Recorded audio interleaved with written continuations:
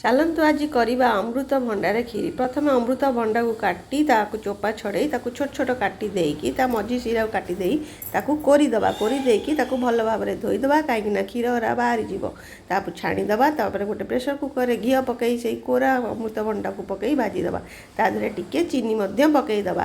ଚିନି ପକାଇ ଦେଇ ପ୍ରେସର କୁକର ଦେଇକି 2ଟା ହୁଇସିଲ୍ ପର୍ଯ୍ୟନ୍ତ ବସାଇଦେବା। ବର୍ତ୍ତମାନ ଅମୃତଭଣ୍ଡା ଦେଖନ୍ତୁ କଲର୍ ଚେଞ୍ଜ ହୋଇଗଲା, ଆଉ ସିଝିଗଲା। ବର୍ତ୍ତମାନ ହାଫ୍ ଲିଟର କ୍ଷୀର ଗୋଟେ କଡ଼େଇରେ ବସାଇବା, ତାକୁ ହାଫ୍ ରିଡ୍ୟୁସ୍ କରିବା। ଯେଉଁ ସିଝିଥିବା ଅମୃତଭଣ୍ଡା ତାକୁ ପକାଇ ଫୁଟାଇବା। ଅଧା ଫୁଟିଗଲା ପରେ ତା ଦେହରେ ଆମେ ମିଲ୍କ ମେଡ୍ କିମ୍ବା ଅମୁଲ ପାଉଡ଼ର କିମ୍ବା ଖୁଆ ଦେଇକି ଟିକେ ଫୁଟାଇ ଦେଇ ତାପରେ ଆମେ ଚିନି ପକାଇଦେବା। ବର୍ତ୍ତମାନ ଗୁଜୁରାତି ଗୁଣ୍ଡ ଆମେ ପକାଇଦେବା। କାଜୁ କିଛି ଭାଜିକି ରଖିଥିବା ତାକୁ ମଧ୍ୟ ପକାଇଦେବା। ଆମର ବର୍ତ୍ତମାନ ପ୍ରସ୍ତୁତ ହୋଇଗଲା ଅମୃତଭଣ୍ଡାର କ୍ଷୀରି। ଚାଲନ୍ତୁ ଜେଜେଙ୍କୁ ଦେବା, ଜେଜେ ଟେଷ୍ଟ କରି କହିବେ ଅମୃତଭଣ୍ଡା କ୍ଷୀରି କେମିତି ଲାଗୁଛି।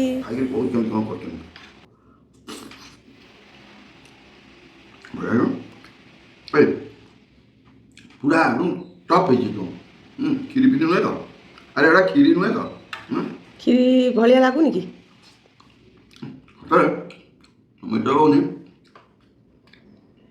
बहुत बढ़िया है केमिटी कौन खर्च এইটা এইটা জানিপাইলনি টি? ना এটা অমৃতভণ্ডারে ହେଇଛି। अमृतभंडार एटा खर्च अरे अमृतभंडार करिया स्वाद एते सुंदर बहुत बढ़िया लाଗୁଛି ଆପଣ विश्वास କରିବେନି मेरा मिठ भी कहूनी बहुत सुंदर लाଗୁଛି तो हाँ बहुत बढ़िया है अमृतभंडार ହେଇକି ମଧ୍ୟ ଏତେ ସୁନ୍ଦର ଟେଷ୍ଟ ଲାଗୁଛି। ଆଜିର ଏଇ ଯେଉଁ କ୍ଷୀରା ତ କହୁଛି